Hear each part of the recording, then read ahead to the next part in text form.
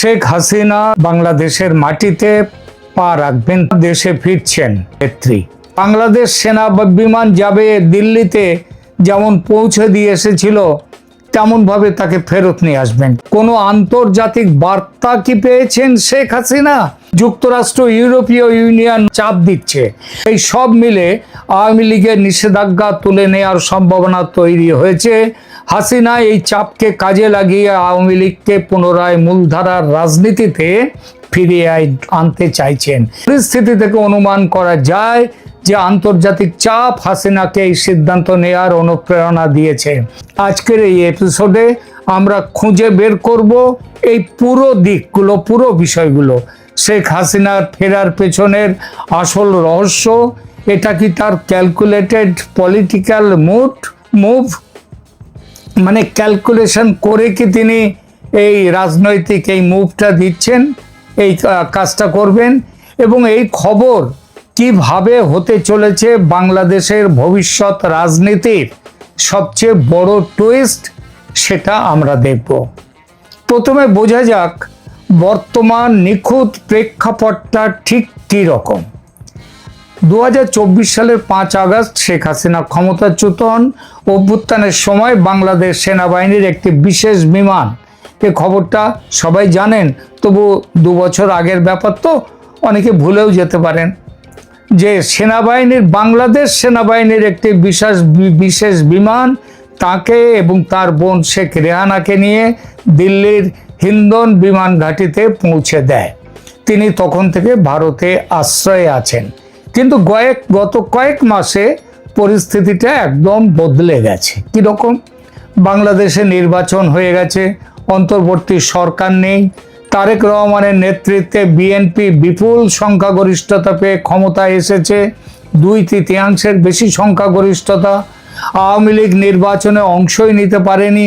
ফলে এই নির্বাচন আদৌ অন্তর্ভুক্তিমূলক নির্বাচন নয়, যা গণতন্ত্রের সংজ্ঞা অনুযায়ী কোনো বৈধ নির্বাচনের তকমা পেতে পারে না। এই পরিস্থিতিতে 6 মাসের মধ্যে নেত্রী দেশে ফিরছেন, এই সংবাদটা আমি দিয়েছিলাম নভেম্বরের মধ্যেই তিনি ফিরবেন। আগেই বলেছি আমার এই নেত্রীর এই চ্যানেলে নেত্রীর মুখের কথায় দিয়েছিলাম সেই খবরটি।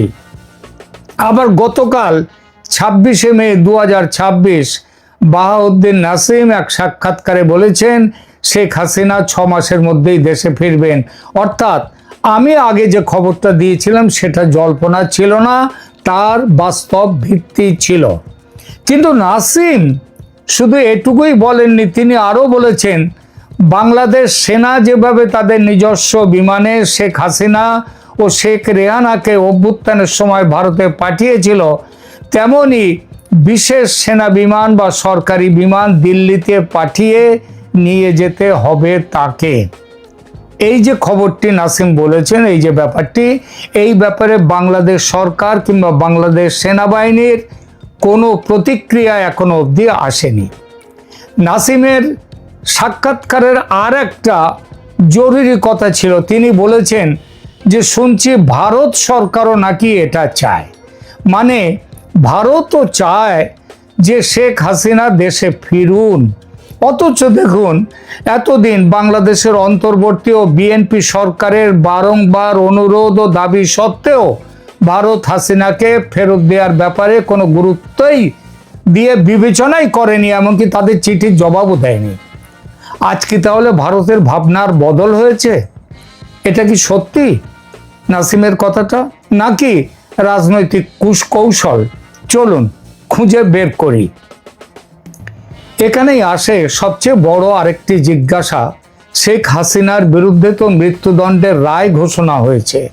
2025 সালের 17ই নভেম্বর ঢাকার আন্তর্জাতিক অপরাধ ট্রাইব্যুনাল তাকে মানবতা বিরোধী অপরাধে মৃত্যুদণ্ড দিয়েছে। তাহলে কি করে নাসিম বলছেন যে মৃত্যুদণ্ডের পরোয়া না করে হাসিনা যখন দেশে ফিরতে চাইছেন তখন ভারত তাকে আটকে রাখবে না, এই কথা কি করে বলছেন? এতদিন তো ঠিক এই কারণের জন্যই ভারত এই ফেরত দেওয়ার ব্যাপারটাকে পাত্তাই দিচ্ছিল না। এখানেই বুঝতে হবে হাসিনার ফেরা আজকের আর শুধু আইনি বিষয় নয়, এটা রাজনৈতিক গণিত হয়ে দাঁড়িয়েছে। এই গণিতে শুধু বাংলাদেশ নয়, আন্তর্জাতিক স্বার্থ আছে। মনে রাখতে হবে 2024 জানুয়ারিতে যে ভোট হয়েছিল বাংলাদেশে, সেই ভোটে হাসিনার বিপুল জয়ে শুধু ভারত যে অভিনন্দন বার্তা পাঠিয়েছিল তা নয়। যদিও বাংলাদেশে রটে, তখন তো ভারত দাঁড়িয়েছিল হাসিনার পাশে। না না ভাই, ভারত একা দাঁড়ায়নি। পৃথিবীর আরো বেশ কিছু দেশ তারা ভারতের এই হাসিনার পাশে দাঁড়িয়েছিল এবং ওই নির্বাচনকে সমর্থন করেছিল। আমি যাদের কথা বলছি সেই বার্তা পাঠিয়েছিল চীন ও রাশিয়াও। চীন নিয়ে জামাত, এনসিপি, বিএনপি যতই উচ্ছ্বসিত হোক না কেন, চীনও চায় বাংলাদেশে একটা স্থিতিশীল সরকার থাকুক, মৌলবাদ মাথাচাড়া না দিক। কারণ মৌলবাদ মাথাচাড়া দিলে সে দেশের অধঃপতন। আফগানিস্তানে দেখুন, আপনি পাকিস্তানেও দেখুন।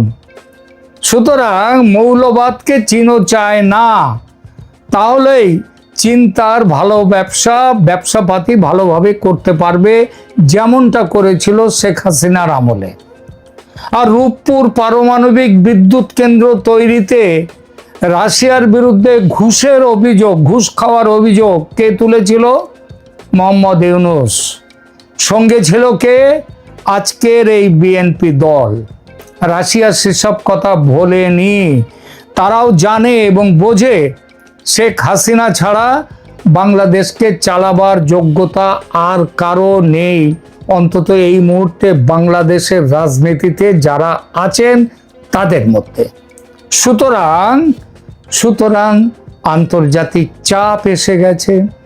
বিএনপি সরকার সত্যিকারের জনতার ভোটে বিজয়ী নির্বাচিত সরকার, এই দাবির আন্তর্জাতিক স্বীকৃতি কিন্তু এখনো মেলেনি।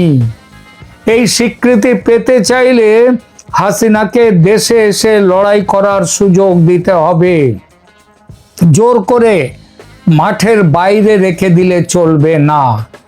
মৃত্যুদণ্ড, দেখুন, মৃত্যুদণ্ড কার্যকর করা কঠিন শুধু নয়, এটা সিম্পলি ইম্পসিবল, অসম্ভব।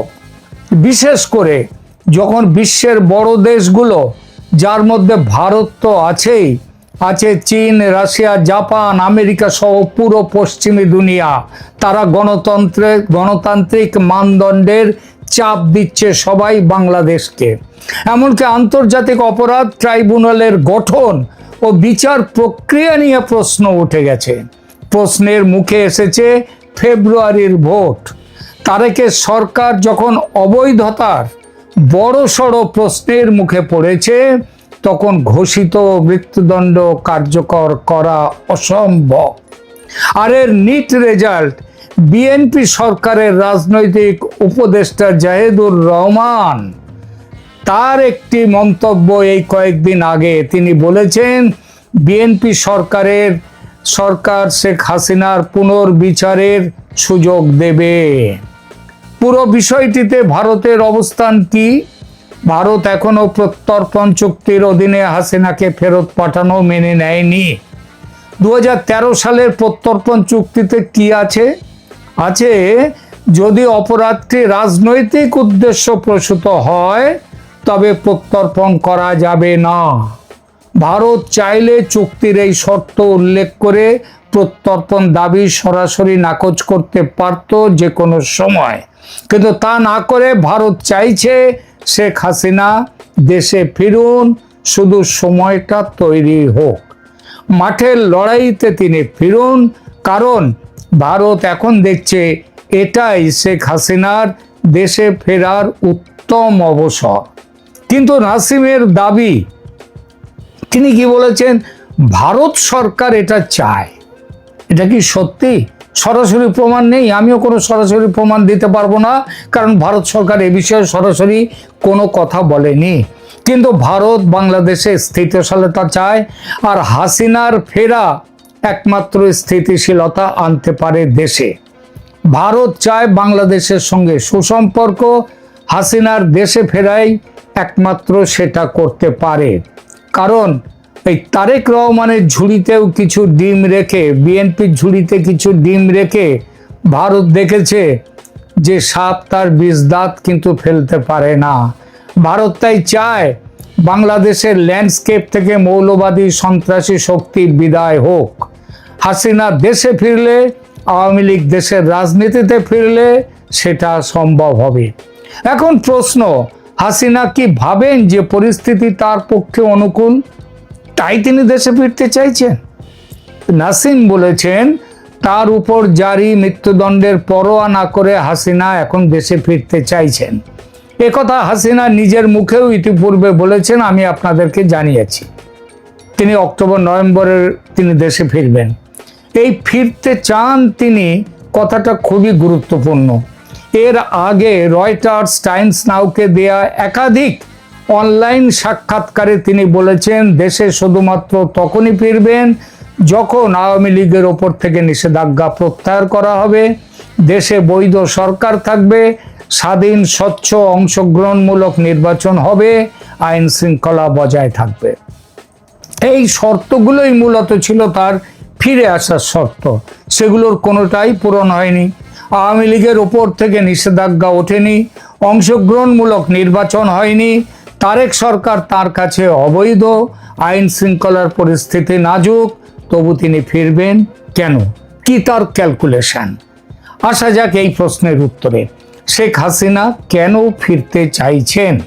কেন তিনি মনে করছেন পরিস্থিতি অনুকূল? এখানে আছে 5টি ক্যালকুলেটেড কারণ। এটাই তার ফিরে আসার পিছনের গোপন রহস্য।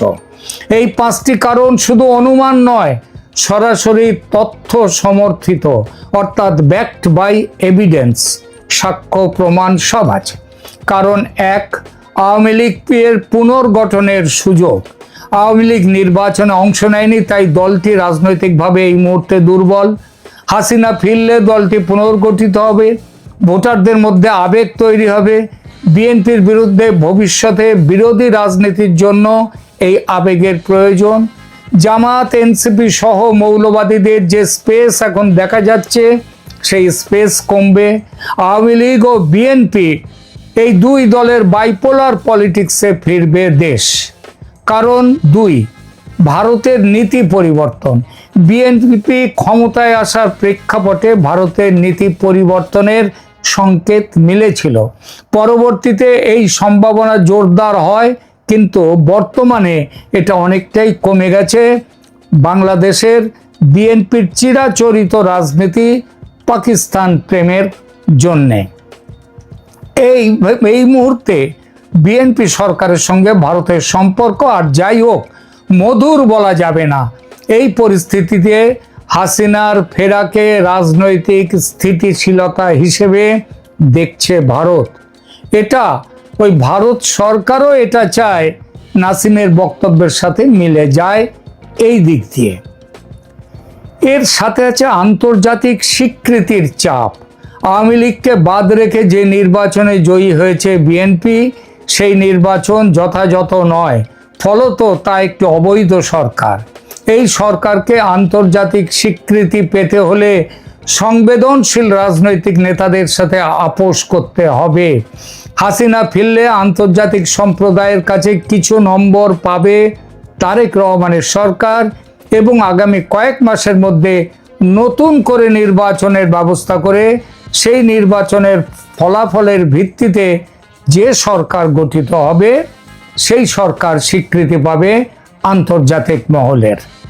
এই প্রস্তাব ভারতের, কিন্তু এখন এই প্রস্তাবের সমর্থন দিয়েছে চীন, রাশিয়া, জাপান, পশ্চিমী দুনিয়া, এমনকি আমেরিকা যুক্তরাষ্ট্র।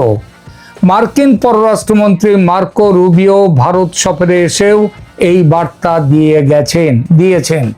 অর্থাৎ শেখ হাসিনার ফেরার পথ তৈরি। 4 নম্বর কারণ, নিজের দলের শক্তি বজায়। হাসিনা বলেছেন যে দলটি তার অনুপস্থিতিতেও কার্যকরভাবে টিকে আছে। কিন্তু টিকে থাকা আর লড়াইয়ে থাকা এক জিনিস নয়। লড়াই 2 রকমে হয়, একটা মাঠের আর একটা ন্যারেটিভের। এই 2 লড়াই কিন্তু একে অপরকে আবার সাহায্যও করে। নেত্রী মৃত্যুদণ্ড অগ্রাহ্য করে দেশে ফিরলে তার যে কি এফেক্ট হবে এটা চিন্তা করতে পারছেন? শেখ হাসিনার পতনের পর দেশের বাইরে চলে যাওয়া নেতাদের একটা অংশ সব ভয় অগ্রাহ্য করে দেশে ফিরেছেন। বাকিরাও ফিরবেন কিছুদিনের মধ্যে।